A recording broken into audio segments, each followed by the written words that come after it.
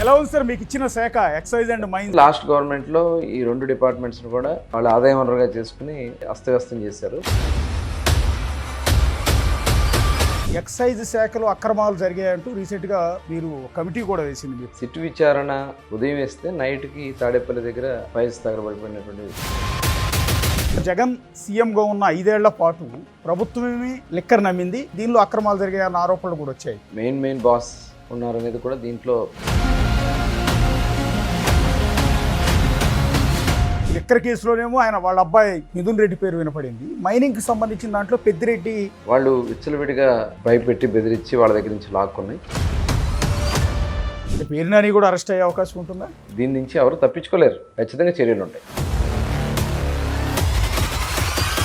Nara Lokesh red బుక్లో ఉన్న పేర్ల ప్రకారం ఒక్కొక్కరిని వేధిస్తూ ఉన్నారు. వీళ్ళకి అందరికీ రెడ్ బుక్ ఫోబియా పట్టుకుందండి.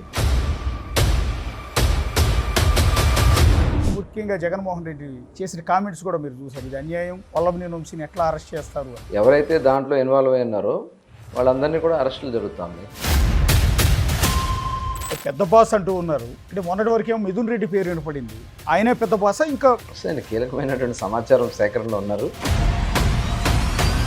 మంత్రి కొల్లు రవీంద్రతో బిగ్ ఇంటర్వ్యూ రాత్రి 7:20 మీ బిగ్ టీవీలో.